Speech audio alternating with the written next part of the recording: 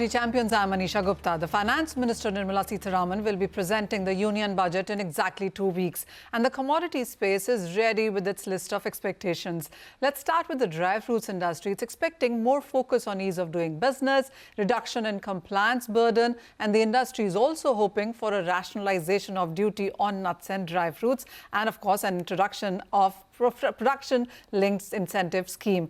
Joining us to discuss this further is Rajat Kamath Bola, Director of Bola's Agro. Rajat, hi, pleasure having you on CNBC TV 18. We do understand that dry fruits really became the talk of the town, especially after COVID, when everybody started looking at dry fruits as a part of their daily diet. And we've seen good growth in an annual basis when it comes to dry fruit industry within India and consumption as well. First of all, with the numbers itself, what is the kind of growth that you're working with for India, for the industry? So we are seeing a double-digit growth in dry fruits in post-COVID. And we are seeing the growth coming from Tier 2 and Tier 3 cities and from non-traditional consuming markets of dry fruits, that is South India and East India, whereas the traditional markets were North and West.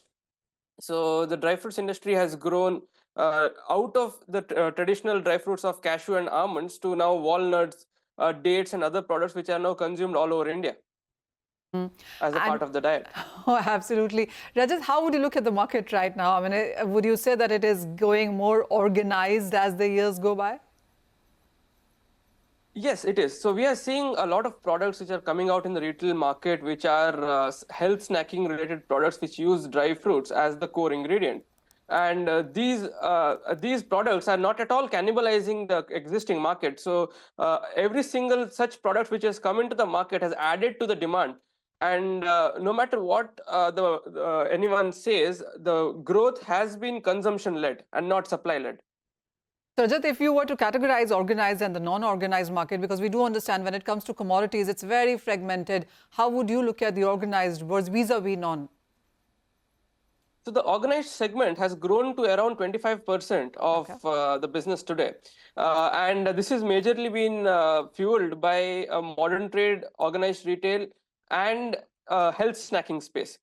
And it is expected to grow in the last 3 years post-COVID. The growth from unorganized to organized has been really rapid, and it has grown almost twice than it used to before.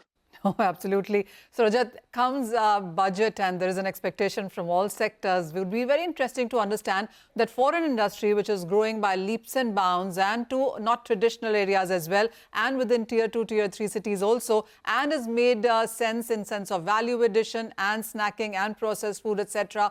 What is it that this sector is looking forward to from budget? See, one of the main reasons for the growth in Tier 2 and Tier 3 has been the introduction of the GST Act. So it rationalized the duty within India, the taxes within India, to a level that all the regions, the processors and marketers in all the regions could compete. And this has fueled the growth to what it has reached today.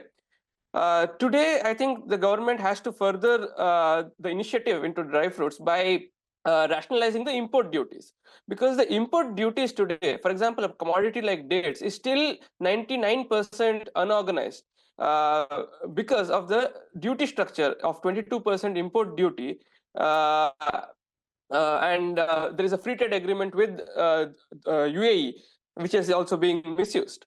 So rationalization of import duties is one of the major demands that we have with the government, and especially in products like dates, walnuts, which have 100% duty. And moving the duty structure from a percentage duty structure to a per kg duty structure, like they did with almonds, can open up the market. And we can see, and we've seen how the almond has grown over the last 10 years.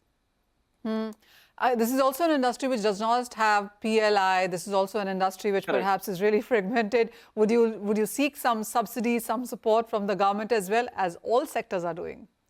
Absolutely, absolutely. And this sector has been employment generating sector traditionally.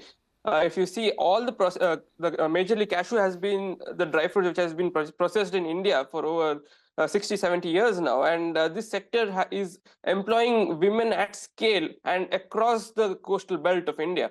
And most of the industry, as you said, is fragmented, and there are small scale industries and MSMEs which do require the support of the government.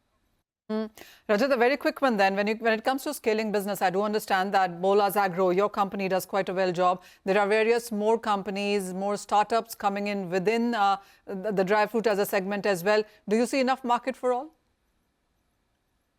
There is enough market for everyone in this industry, to be honest, because there is both growth as well as there is growth in the organized sector as well as the growth in consumption. So when these two go hand in hand, I think it is very important for us to understand that there is room for everyone to grow. And we've been working very closely with a lot of startups, developing, helping them develop ingredients for protein bars, for snacking nuts, which is, for example, in the UAE and European markets, the snacking nuts is 10 times bigger market than India's snacking nuts segment, and it is a segment that can grow to much bigger than the European market segment. All right. So that's the healthy part of the diet, of course. Rajat, as always, thank you so much for joining us. And we are hoping that you get some healthy stuff coming in from the budget as well, so that this industry can grow by leaps and bounds, as has been the case with demand. But that's about nuts and dry fruits. Moving on, let's talk